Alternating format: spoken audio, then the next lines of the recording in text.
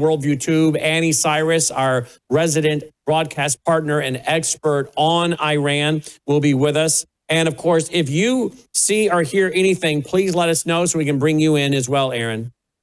I will for sure, Brandon. By the way, why all of a sudden the talk about biological weapons coming back? That's something we remember from Gulf War I, right? Everybody having their sealed off rooms and gas masks. That kind of has gone away for a few decades. Why is it back? Absolutely. I think the main reason it's come back is because there have been a few mentions through our military and political intelligence. It's been coming up in the news, number one. Number two, we know that the Iranians, they are told they want revenge for what happened in the 12-day war. They want revenge. They said that they're going to give it. It's number two. And number three, like I mentioned earlier, the Russian embassy has closed down. All of the workers, all of their families, they've cleared out. So, I don't want to be an alarmist, and I hope, what we're saying is just, it's not going to happen. Yeah, let's pray not. Pray for Aaron, pray for Israel. May God save America, Israel, and pray for the Iranians fighting for freedom. We'll be back as news breaks in. And of course, tonight, Worldview Report and Brandon.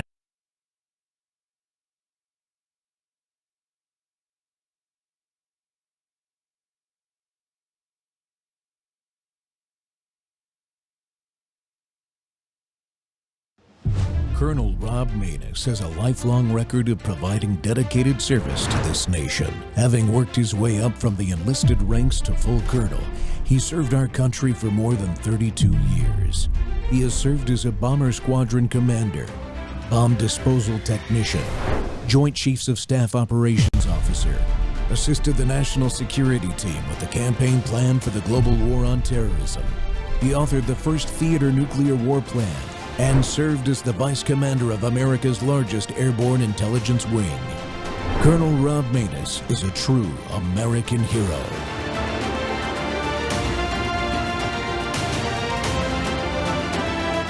This is Rob Maness Live. With the extraordinary feat of U.S. military arms that seized and extracted Venezuelan dictator Nicolas Maduro on Saturday, President Trump has reestablished the priority of hemispheric security among America's vital interests.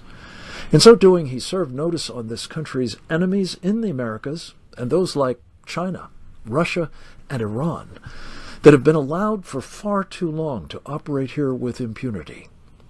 Freedom-loving nations and peoples in the region will have a powerful friend in the United States, and their foes a determined and engaged adversary. To be clear, the United States did not seek to change Venezuela's regime. Until that happens, the communists, cartel, and foreign powers that have tyrannically misruled there will remain a metastasizing threat to the native population and to ours. But an opportunity to secure both has been created and must now be actualized. Welcome back to More War Monday here. The Rob Maness Show's live on Worldview Tube and our X Spaces simulcast. Well, the Trump doctrine looks a lot like America's original foreign policy. That's right. That's why I'm wearing my 1776 tie right here today. Our original presidents didn't go around looking for democracies to create using military force and endless wars.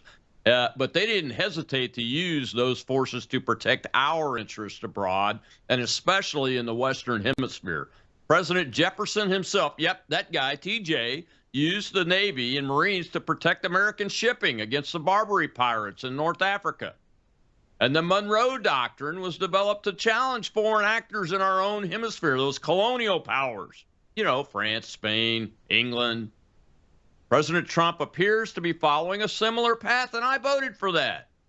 The recent attack on Venezuela and capture of that cartel leader Maduro, communist that he is, enforcing sanctions by capturing Ghost Fleet oil tankers on the high seas, a very appropriate and legal approach to this effort, and putting tyrants like the Iranian Ayatollahs on notice.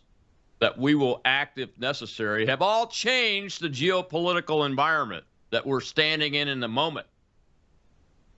We're setting aside the broken globalist approach and re-engaging with the world as what? America, the United States of America, the strongest power in the world, and most importantly, acting on our national interests. The latest approach to acquire Greenland is a great example of that new method, as it's making all sides rethink how they interact with us.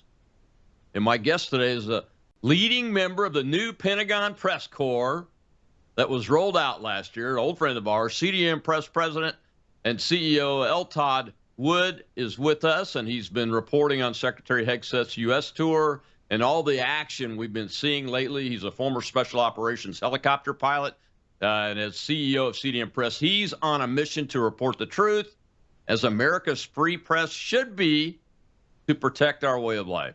Todd, welcome back to the Rob Maness Show. Rob, glad to be back, my friend. Always enjoy it. Good Man, you're talking busy. to another comrade in arms. Yeah, I am busy. You're busy. I'm afraid you're going to get too big, like my friend Jack Posobiec, and I won't be able to get you on the show anymore, man. You're my most reliable national security and geopolitics guest. Oh, you can't ever make that comparison, man. That's not going to happen.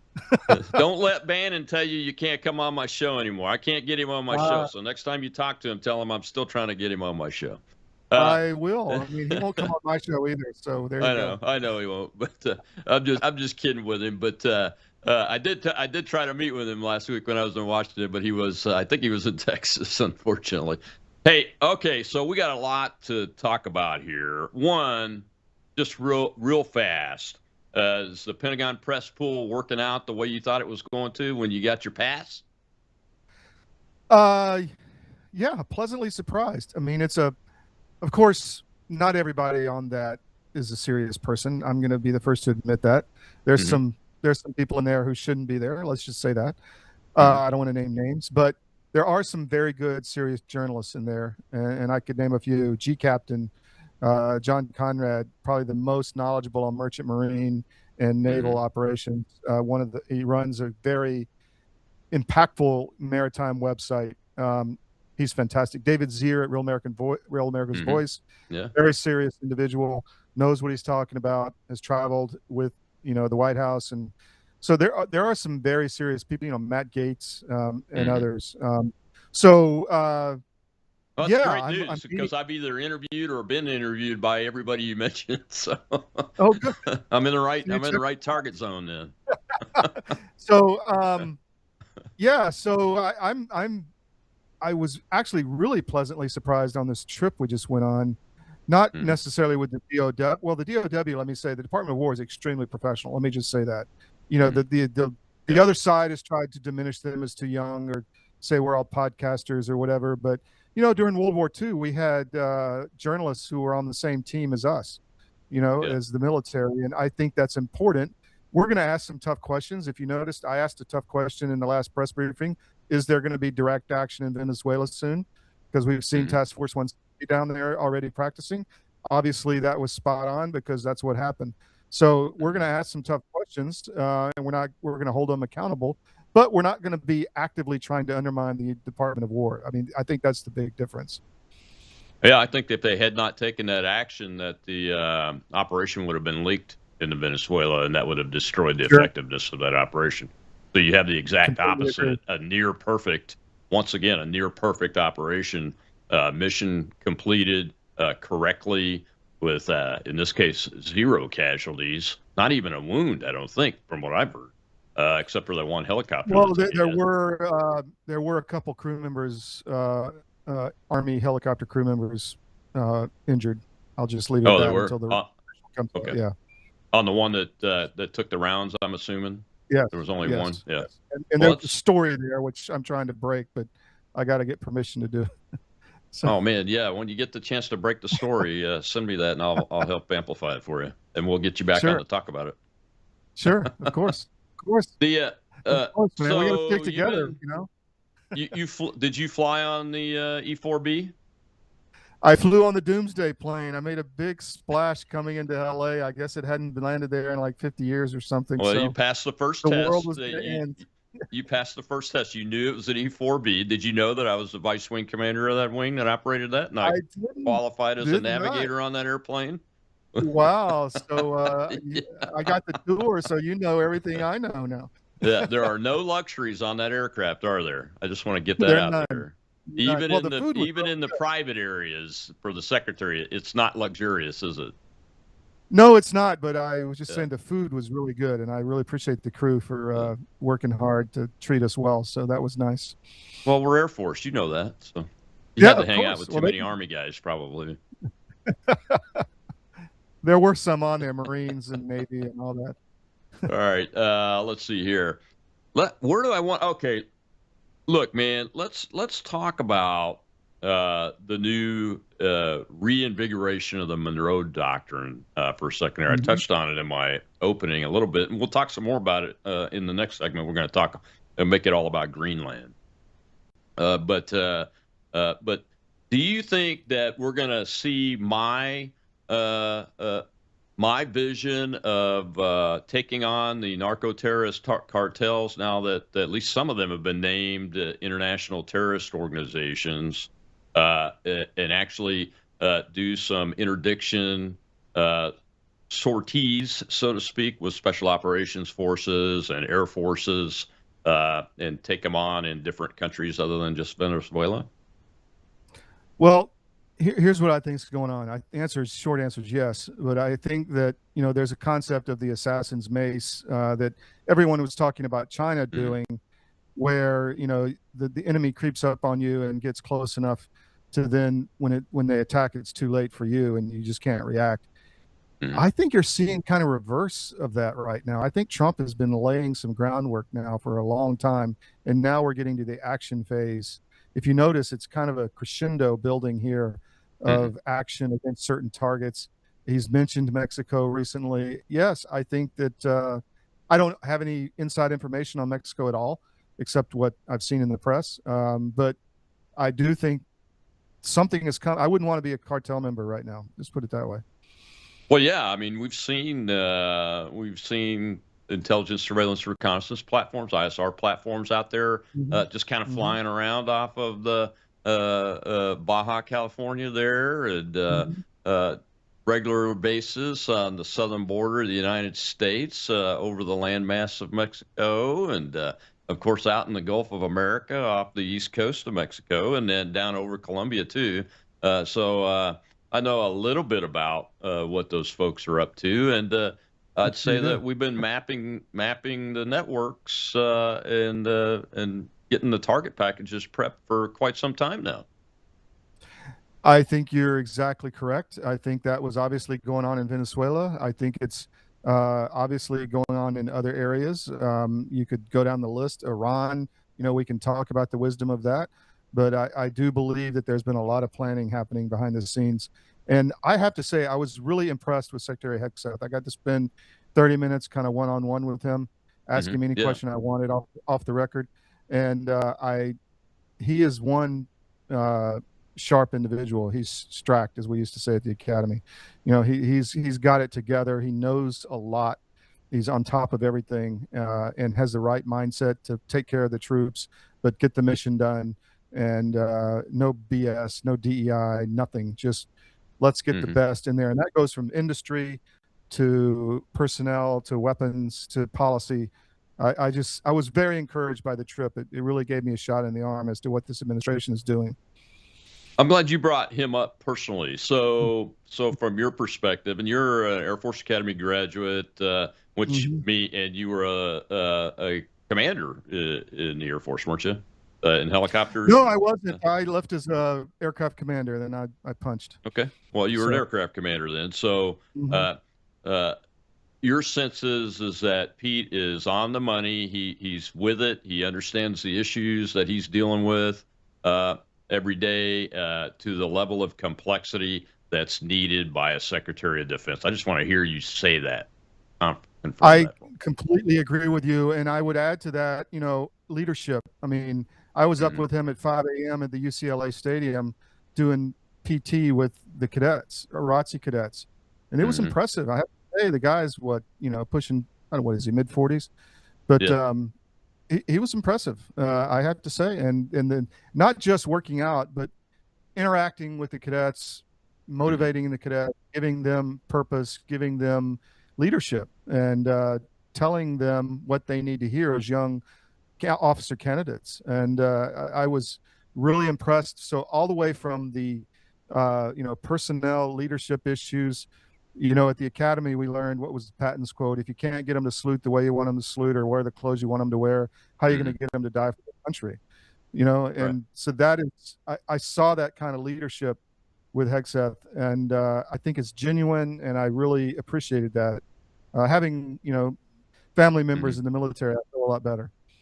So did you go to any Air Force bases, Navy bases, Marine Corps, Army bases with him We at went all? to one military enlistment processing center. There's an acronym for that, MEC or something. MEP.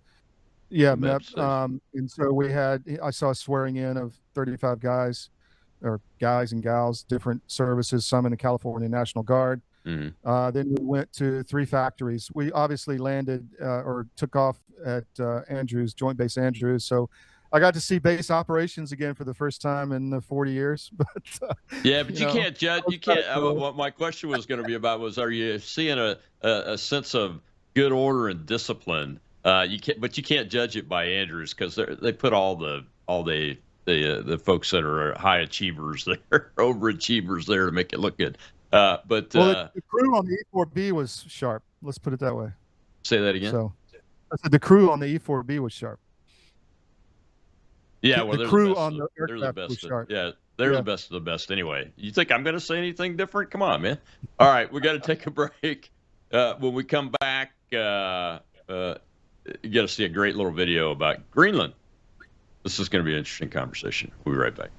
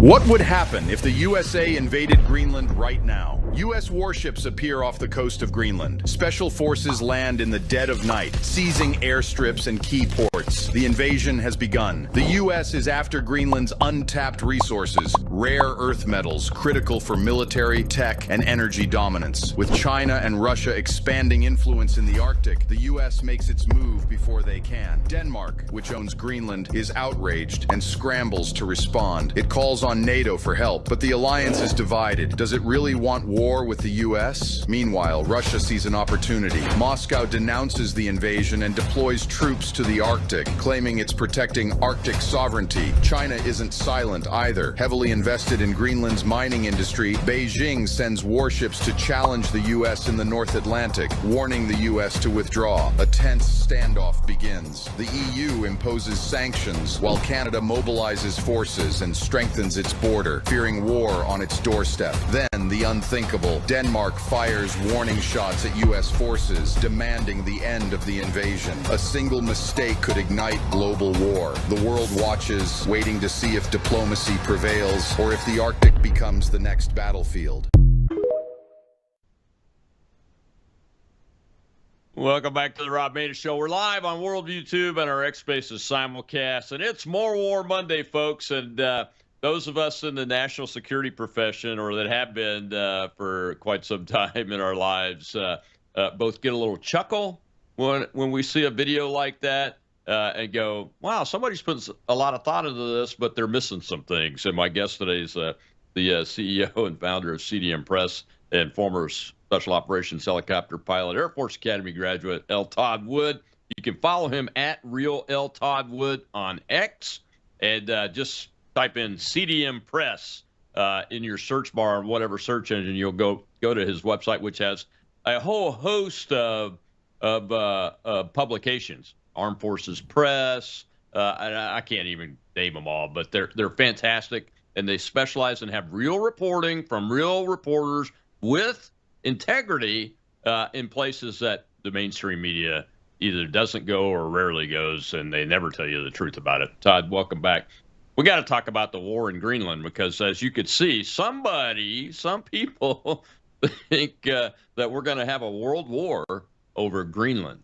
I don't personally think that, but I think it's a great effort. It's a reinvigoration of an old idea in the United States to purchase Greenland like we purchased Alaska. Yeah, and there was a lot of tension over that purchase. You know, the Russians were all involved in the Crimean War, and they needed money, and the Tsar was under pressure. And so, you know, you can go to Fort Roos still in San Francisco to this day. It still exists as a tourist attraction. It's all, you know, the Russian Empire went from Poland all the way to San Fran. So yeah, that was a big deal, and this is a big deal now. I don't think we'll have a war. Where did you get that video? I'm curious, who published that, or did you make it? I did not make it. I found it when I was searching for, I just typed in, I think, Greenland and war in the X search bar, and that thing popped up. Cool. Wasn't the Department of War that produced that, I guess. I don't know who did, but there's a couple of things in it I wanted us to just bring to people's attention. Is like, it says that Denmark responds and sends 2 ships out. I don't think Denmark's got anything bigger than a frigate, and it's probably only got 1. And then Canada reinforcing their border. Canada can't even march. If you looked at that video that John Conrad likes to share routinely to make fun of them and their rusty diesel submarine and their 3-boat navy, you know. So I mean, that's the kind of thing that I wanted to a little bit about what I wanted to point out is that the powers in that video that they say are going to do something ain't. Am I right? They have nothing to do anything with. I mean, even the UK is very much diminished, and that's on display in Ukraine. I mean, they're all big talk, but you know, they have nothing to send. So look, I mean, this is hemispheric defense. It's obvious. I think Trump knows a lot that we don't know. I think that he's concerned about our homeland, and what better way to protect our homeland and our way of life than to build a hemispheric defense in the Western Hemisphere against other threats, and make sure that there are not bad actors on our doorstep. I don't think that's very difficult, and to understand, and I think that's what he's doing. You know, I don't think he will invade Greenland. I think he wants it very badly, and I think there will be some kind of some kind of resolution to this. I don't know what it is. There's only 50,000 people there. So yeah, and it's not like it's a military issue, because we've had long-standing agreements with them. I mean, in the Air Force, you know, that the long-time punishment for bad actors, whether you're officer or enlisted, is you get an assignment to Thule, Greenland, right? Yeah. And Thule Air Base is still there. I've flown over it many times, looked down and said, man, I don't ever want to go there in real life. It's not, you know, it's not like Iceland where there's all kind of beautiful girls. You know, it's more. No, I've been to Reykjavik too, and to Iceland, and to the Navy base, pulling alert and tankers there. And you're absolutely right. I mean, that's a place you can go, and there's some great. You can go golfing in the Arctic Circle up there in Iceland and have a good time. But you're not doing any of that in Greenland, I don't think. So it's not a military issue from the perspective of, do we need permission to have forces on the Greenland landmass, because we already have that. I think there's another location. I can't remember the name of it, though. Of course, that means that my memory is terrible, because there's only like 2 populated places, I think, at this point. At least heavily. Patuxent, maybe. Anyway, so the issue. So why are the NATO people that really have no military capability to prevent anything if the president lost his mind and decided to send that invasion force there and take it like he did Venezuela's Presidente there. I mean, why are they? Give folks the sense of why they're all up in arms over it? Because the European leaders are not working for the people of Europe. This is just plain as day, in my opinion. They're working for somebody else. It's some other big criminal cartel, organized crime, CCP, whatever you want to, WEF, whatever you want to call it. They're working for them. They're not working for Europeans. They're intentionally destroying their culture, their society, their economy, their manufacturing, and it's dying. And Trump sees that, and he's withdrawing to Fortress America, and he's doing what he needs to build Fortress America. And part of that is not just the military in Greenland, but it's also minerals. There's a big economic, part of this. The Chinese have worked for, 30 years to build the Belt and Road Initiative and have access in our, literally in our face, shutting off supplies like the pharmaceuticals during COVID, like the minerals now, like silver right now, shutting down, hoarding the market and preventing export to try to harm our manufacturing. Trump sees all this. It's unrestricted warfare, and he's building Fortress America to protect our future. I think that's plain and simple. It's not just about oil in Venezuela. It's not just about military in Greenland. It's about, force protection, if you will, is the way I see it. Yeah, I think folks that are alive today that haven't really didn't pay attention to World War II history or pre-World War II history, especially, don't realize that the post-World War II world order that the United States really created, with things like West Germany, the original West Germany, the European powers being rebuilt and resurrected. That post-World War II liberal world order, or you hear it called the rules-based order, it has evolved into globalism. What that is, and President Trump is upending the apple cart of globalism because it's failed, right? Yeah, and you look at what's happening in Europe. I mean, it's tyranny in Europe. They're putting people in jail for Facebook posts. They're cracking down on mass censorship. It's insane, and we don't want to be part of that. We don't want to support it. We don't want to defend it. So we can't change that society. They're already past the point, in my opinion. So why would we want to be there? Let's build Fortress America, build our economic powerhouse, build the golden age here, and we're taking down the two countries, in my opinion, that are the kind of, I call it the safe house for organized crime, Ukraine and Venezuela. And so when you remove those out of the equation, it gets much harder for them to launder money, to run drugs, to build, weapons factories, terrorist training camps, all of that stuff.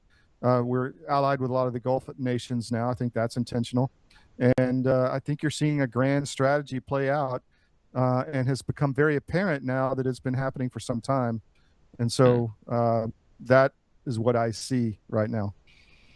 Yeah, it's I think it's the center mass of the target is China, the communist Chinese, and every move is going to have some type of negative impact on their freedom of movement, their freedom of commercializing in countries and building infrastructure in countries where they get them under their power, so that they can manipulate them and those kind of things. Every one of these moves has a direct impact negatively on the Chinese ability to do that. Do I have that right? Yeah, I mean, he's methodically taking apart the machine, if you will, removing levers of power against the U.S. I would expect Panama Canal to be in line, Mexico possibly, and now all this talk of Greenland and Canada becomes it becomes obvious as to what that was all about. People were just joking, but I think Trump would love to have the Arctic to Latin America, all an American sphere of influence with the golden age, hopefully without all this censorship and vaccine passport crap with the QR code for every individual. But that's what we have to stay in the fight and keep fighting for, and keep pushing to have freedom when all this is done. Yeah. Do you think that when the Western Hemisphere defense defenses are rebuilt and activated, that we will take it another step, and instead of letting these tin horn banana republics rise up and fall and rise up again and fall, we will try to exert more influence so that, like, we have more Bukele's and Melees instead of Pinochets. I think, look at Honduras. I mean, Trump got actively involved there. I think that's an example. And yes, I think that he's going to. I don't think he's going to do the Iraq model. I think he learned from that, where you go in and try to change the government and install a puppet who's not successful because he doesn't have the support of the people. You see this in Iran right now. There's all this talk of Pahlavi, the son of the Shah. He hasn't been there in 40 years. He doesn't have the support of the people. He's seen as a puppet. That. We're going to talk about that in the next segment. But you're right. With a minute left, what about Cuba?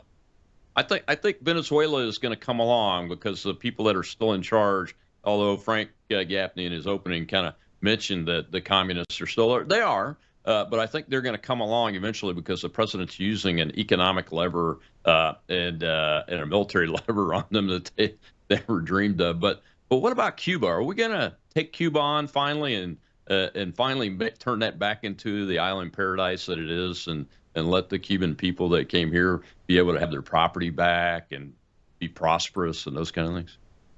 I think yes on that as well. I think Cuba's the current regime is stay is measured in days, if not months. So yes, I think Cuba's next, and it's exactly what I was talking about, in line with Venezuela, Mexico, in other areas. I think it's going to be. There will be a change. I can't say what it's going to look like because I think Trump thinks out of the box. But that's coming. Yes, it's obvious. Well, it's already it's having an effect. The old commie Daniel Ortega from Nicaragua is letting his political prisoners out. Nobody's even pressured him publicly. Maybe there's some calls behind the scenes. Maybe. All right, man. We got to take another break. When we come back, we'll be talking Iran. Todd and I's favorite subject. We're the same year group, commissioning year group, and I've been around as an enlisted guy a lot longer, and Iran was a problem when I came in. We'll be right back.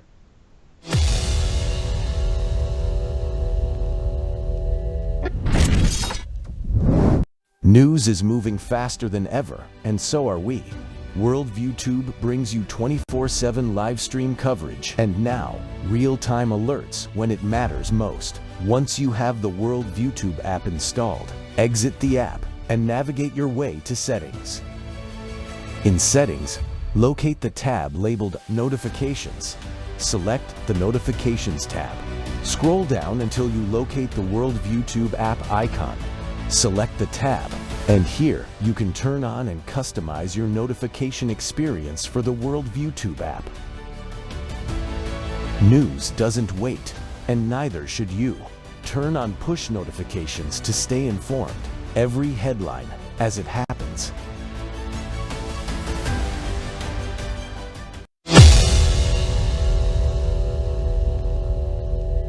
On how to respond. That's according to the Wall Street Journal. He will get a briefing from senior officials Tuesday, including more sanctions, cyber attacks, and even military strikes.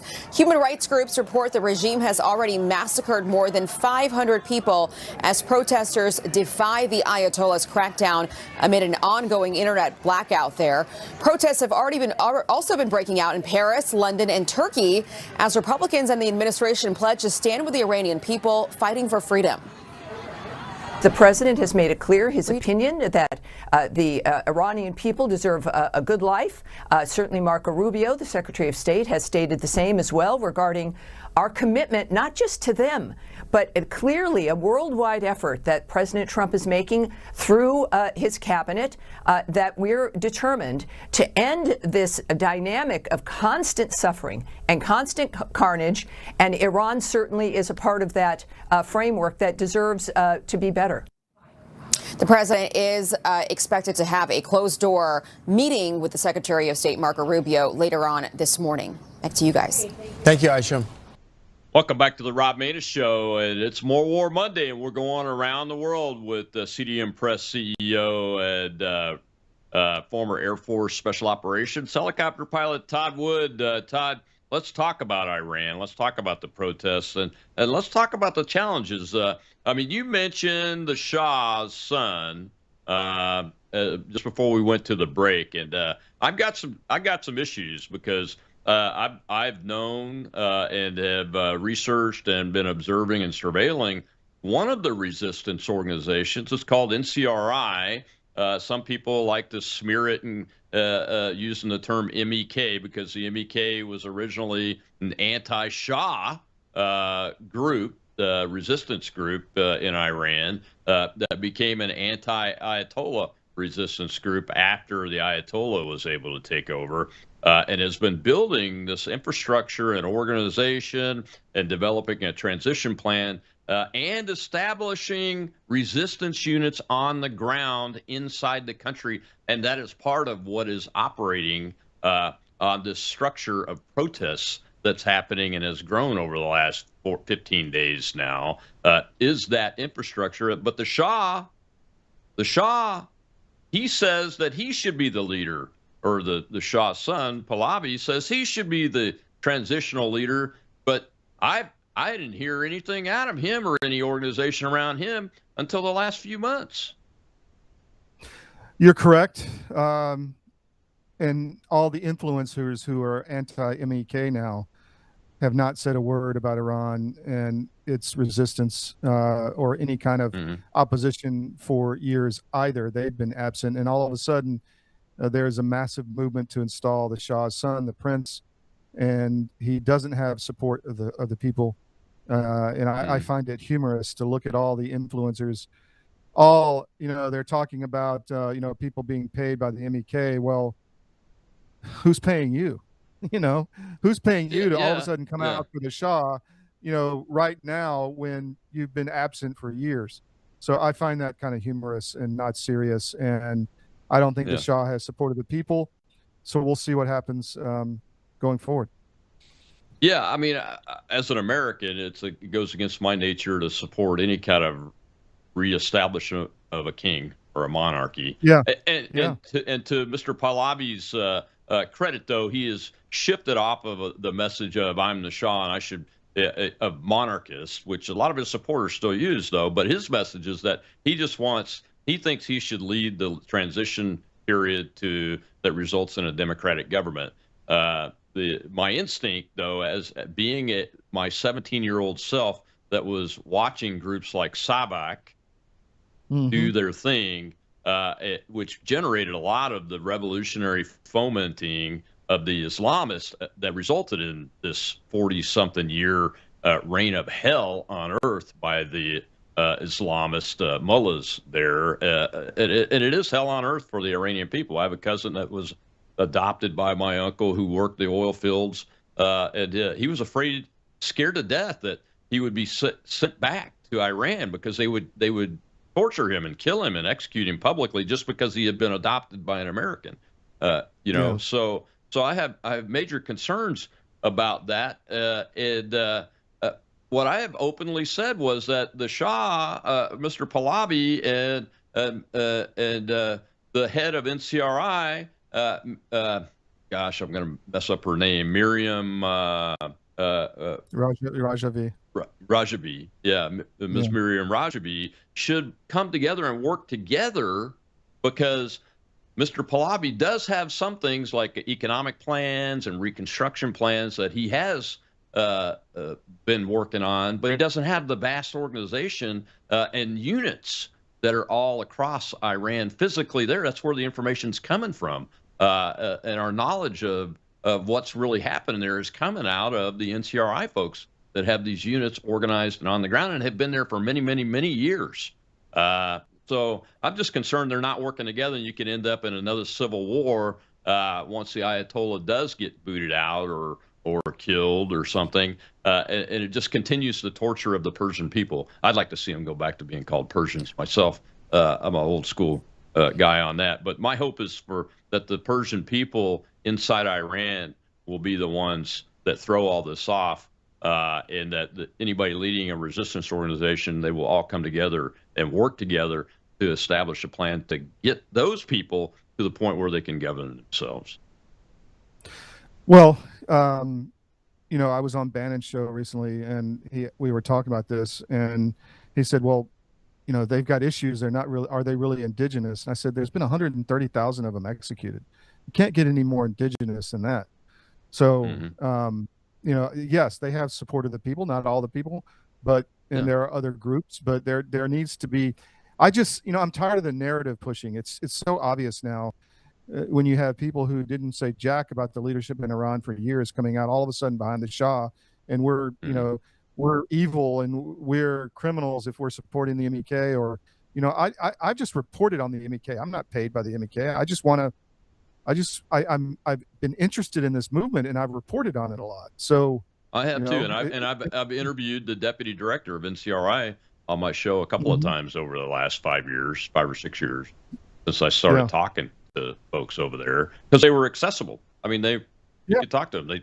They're open and transparent, apparently. Well, and they've worked hard to build, I guess, connections around the world, I think is the appropriate way to say it. But there's also been a huge info op against them in the Western press by the Iranians, by our State Department.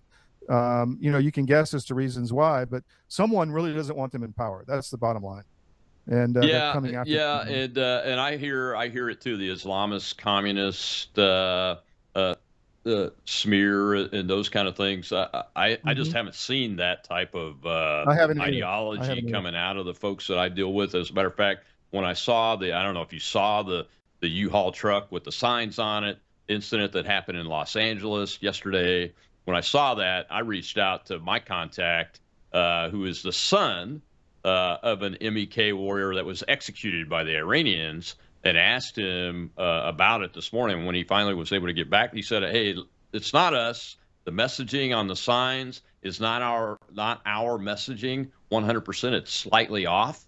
And we wouldn't put messaging out like that.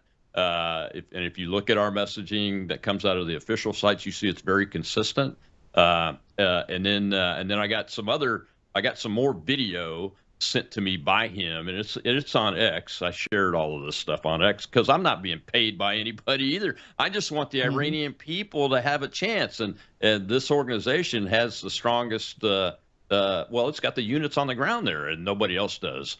So that's what gives this whole thing a chance anyway. But anyway, when you look at the other videos that came in, and I saw Laura's reporting this morning when I woke up, and you're right, all these influencers now are taking sides on this, and when I looked at these new videos that came out, and again I shared them on my timeline, so everybody, you're free to. It looks to me like the people that are supposedly in Pahlavi's supporter groups are the ones that started bashing on the truck and probably scared the guy, and he tried to take off and had to call the police to save his life and all kinds of things. But here's what I think it really is that those actors that did initiate that are IRGC folks, or some folks supported by the IRGC that are part of that, because that's the kind of stuff they do. They found a seam, and they want to continue to fracture that seam. I said that months ago when I first came out publicly and said the two groups need to work together. Or it's somebody who really wants Pahlavi in power. One of the two. That are behind some of these incidents. Yeah, and there is some factual basis to say that the mullahs would want Pahlavi to be back in power as opposed to the others. I agree. So yeah, there are interests. They're playing out in real time, but I think people can spot this now. So yeah, it's interesting to me to watch. Well, I'd like to see the president pull both Miriam and Mr. Pahlavi into the office and say they're going to work together. Do his thing and say, hey, these groups are going to work together if you people inside the country successfully throw off this yoke of tyranny. That would be fantastic, I think. Well, that would be a big step. I mean, because obviously, as you said, the MEK was formed against the Shah. So there's a lot of bad memories there. So I don't know. Yeah, there is. There is. Possible. Yeah, there is a lot of bad memories there. Let's talk before we go to this break and shift a little bit back to some special ops stuff. let's talk about what targets. I mean, if the president decided he's going to strike target, he said, "Hey, if you kill people that are protesting, I'm going to do something." Well, the report I got through the NCRI was that over 3,000 people have been killed in the last couple of nights. That's when they do their thing against the civilians, is at night, and they pulled the plug on the internet to make that all go dark the last couple of nights. So it sounds like at least one side is reporting much more than 500. So what does that target set look like? Without boots on the ground. I don't know if it would be kind of like a decapitation similar to Venezuela. I don't know if it would be, but again, maybe the nuclear sites, maybe specific air defense, so that they're vulnerable again to Israeli strikes, maybe, certain type of laboratories, so that they reduce further their nuclear processing, which is, obviously still going on. I don't see any upside for us in that, to be honest. Yeah, because you have to increase the pain on individuals to get them to change their mind, like individuals around the Ayatollah, to get them to say, okay, I'm done. I'm out of here. I'm either going to flip and go to the side that's coming in, or I'm just going to run. You got to increase that pain specifically, individually, and it's very difficult to do in air campaigns to target specific I agree. individuals. Trump, I did notice Trump said we have other powerful options. So I don't know if he's thinking like rods from God or something. I'm thinking I don't know what he's thinking. Operation Grim Beeper 10.0. Maybe. That's what I'm hoping. Yeah. I mean, that's the greatest non collateral damage operation against organizations in the history of warfare, I believe. Fantastic job by the Israelis. It was brilliant. You have to say. I know I complimented the Israelis, but you should compliment the Israelis. They've kept us from having to. They've kept us out of more wars than they've tried to get us involved in. I don't appreciate them getting us involved in that war with Iran when they knew they couldn't do it. But the precedent's on them now. We got to take our last break. When we come back, Todd, we'll talk about. I want to talk about oil tankers and ghost fleets, and it's all linked to the Arctic, Mexico, China, the Middle East, Russia. It's all linked, and it's all being taken care of by the finest special operations forces in the history of military warfare right here by the United States. We'll be right back with Todd Wood.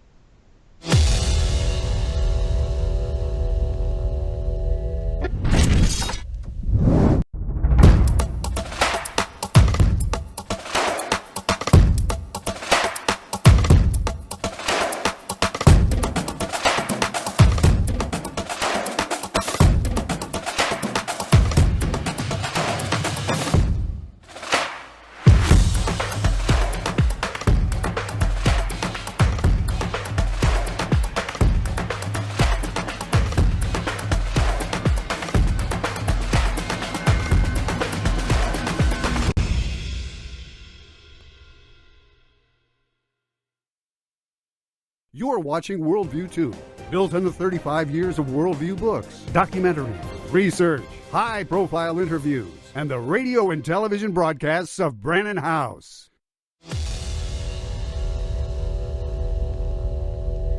Breaking news, the U.S. has... Breaking news, the U.S. has seized a Russian-flagged oil tanker near Iceland after a 2-week pursuit across the Atlantic. Russia reportedly sent ships and a submarine to escort the Venezuela-linked tanker, which has since been renamed and flagged under Russian ownership. The U.S. have claimed the seizure was a result of a U.S. federal court warrant in a major escalation of America's presence in the region.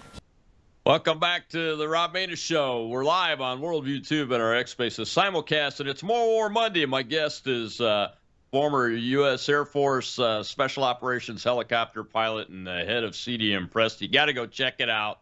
Just Google CDM Press or search it, whatever you want to use, and it'll pop up with their main page and all of their reporting and publications. There's so many of them, I can't name them all, but Armed Forces Press is one of them, and that's great because Todd's now, his organization's a member of the Pentagon Press Pool since last December. Todd, before we dive into that, had to go to Australia News Service to find the best clip with actual English language that talked about this hit on the ship out in the Atlantic and everything, because the United States didn't cover it that well. Shocker. We got a question in the audience. I want to take that before we dive into this. Go ahead, Shell. We have Liz, sir.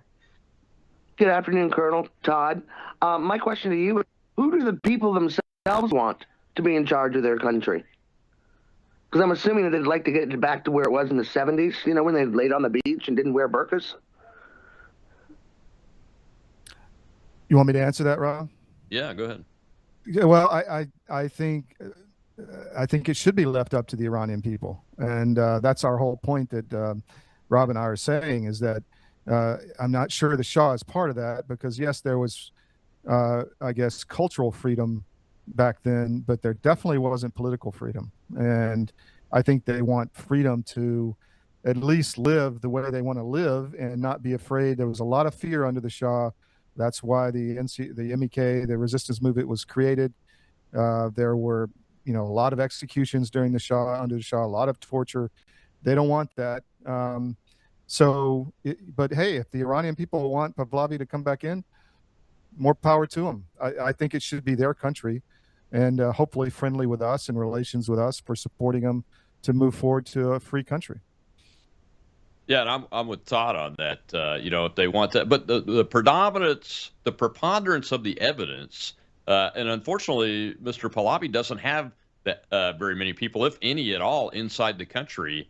They have a few, because we have seen a few try to glom on to these major demonstrations and shout to bring him back. But they're very, very small numbers of it, very small. But the MEK/NCRI organization has all kinds of folks, and the reporting that we get from just people on the ground there is that they just want a non-religious democracy where they have a voice and they're free to do things like say and believe what they want and be prosperous. And I think you would see it go back to the westernized view, because the Persians are not naturally Islamic.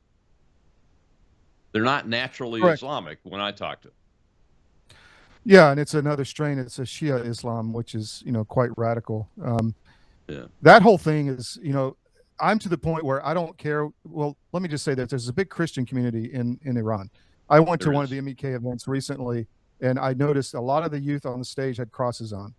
So I find that fascinating, and I want to support the reemergence of Christianity in the Middle East, whether it be Iran, Syria, Iraq, especially in Lebanon. I want to support the community there. That's one of our big priorities, and we're going to be covering that massively in 2026. So I would say that whatever provides that level of freedom for those communities in Iran, I would be for in a big way. Absolutely. I'm just for the people that live there to be able to throw this yoke of tyranny off and threat of death and destruction and become free and prosperous. So they can, if they want to be Islamists, Muslim, they can be Muslim. If they want to be Christians, they can be Christian. And the fact that the MEK event had a large number of Christian kids on the stage that had crosses on their, they kind of throws cold water on that whole, they're Islamist, communist kind of thing.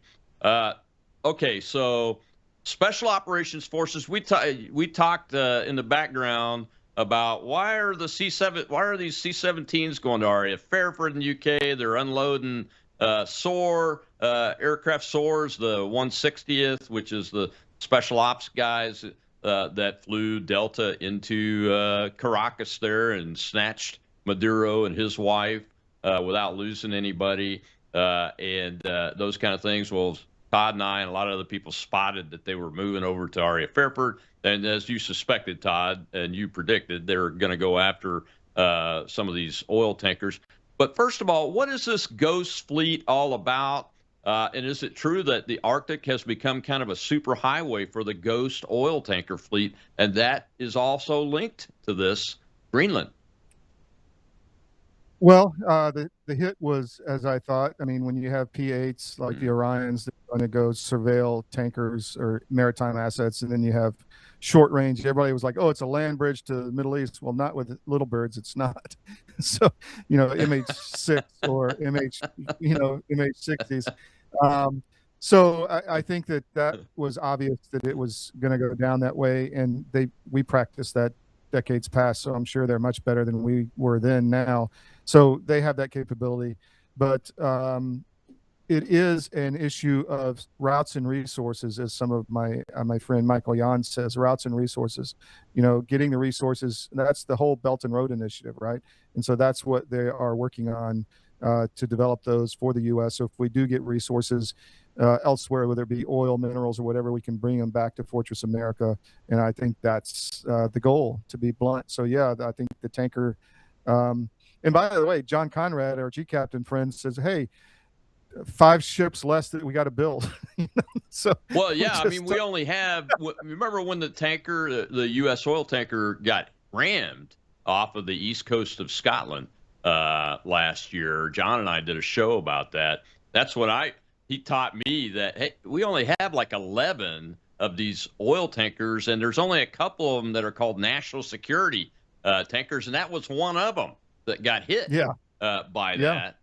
So yeah, I mean, the more of these we can get, the less we have to build. But we got to build a lot to really catch up. I mean, 5 or 6 is not even close. I mean, you're talking like we need 400 or 500 of these things operating in the world in case we ever have to go to a major war against China. Completely. I was being somewhat facetious as I think he was, but we need to build ships, and I'm going to be very focused on that as we go forward, and to try to make sure that we get the ships built that we need, and we have the capability to do it. It's a big thing. Hegseth was in Lockheed Martin in Texas today. There's just a lot to go through, and we need to focus on it. What say you? Yeah. You agree with? Oh, welcome to the club. Conrad and I have been focused on advocating to build more ships for a couple of years now. So we're glad to have you on board and everything. And look, I got Gulfport Harbor's right here. The West Pier of the Gulfport Harbor has 155 acres and potentially out to 1,500 acres that extends out there. But 155 of it's permitted already to put a shipyard. People, if you know any investors that want to go or shipyard guys that want to expand their capability, bring them to the Gulf of America because we got expansion ability, new shipyard ability. It's just a matter of money, resources, and the will to do it. So yeah, absolutely. Well, I was just down at Ingalls in Pascagoula recently, took some pictures, and that thing was humming. So I think that they're maxed out. We need more. So Gulfport would be. We need more. Awesome. And it would be awesome for the people of Mississippi too. Oh, absolutely. Absolutely. I've already had one pitch take place to some potential investors, and we're looking for more because it hadn't happened. I'd like to learn. I'd like to learn more about that, actually. Well, let's talk offline about that because sure. I would like you to know more about that. And anybody else that's got any money out there that wants to get into shipbuilding, I don't have any, but I'm just a mouth and an advocate that understands the national security aspects because I'm an Air Force bomber guy that went to the Navy War College, and I've read Alfred Thayer Mahan every day and walked by his painting every day and had to look at him and be reminded that he who controls the seas controls the world. On a permanent basis, not just the semi-permanent basis you get by flying through the air. So it's a big difference, and we've got to reestablish ourselves as that maritime manufacturing nation on our own soil, or we're sunk if we ever get in a fight with the Chinese again. And that may be coming if we don't get strong enough fast enough.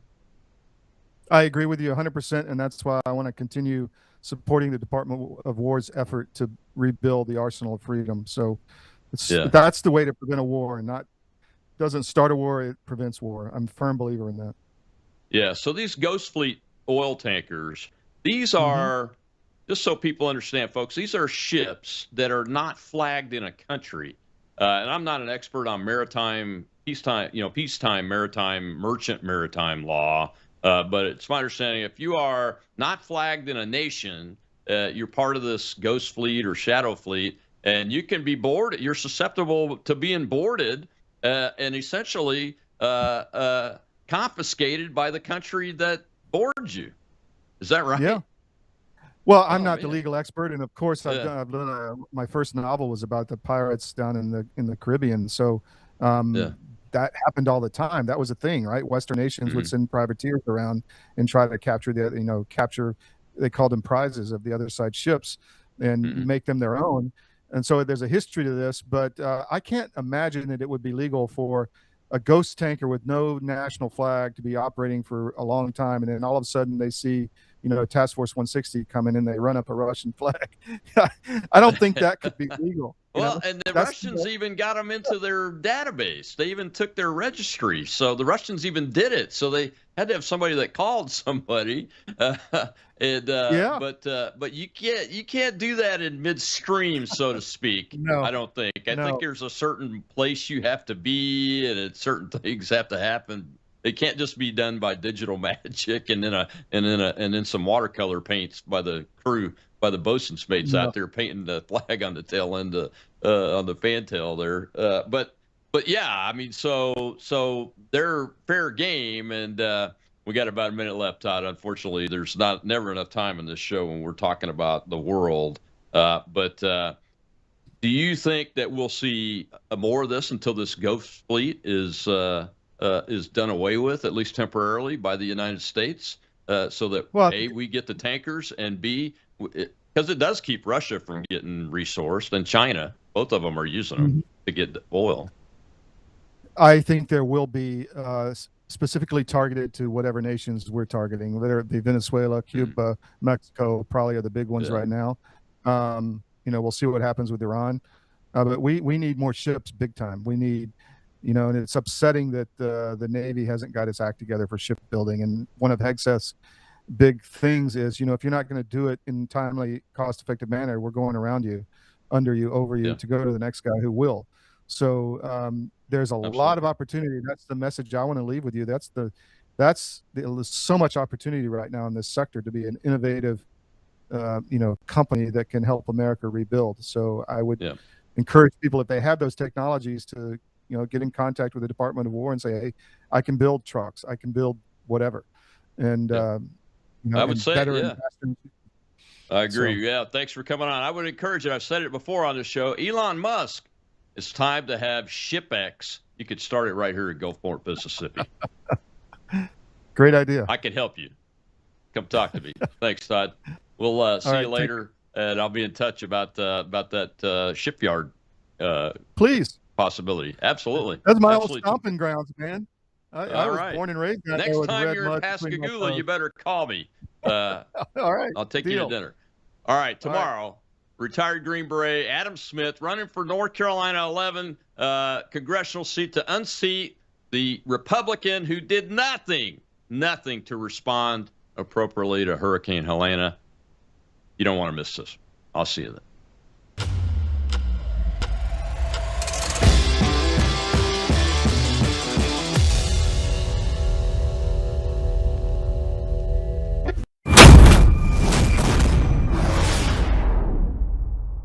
We have a big announcement, folks. Something we've been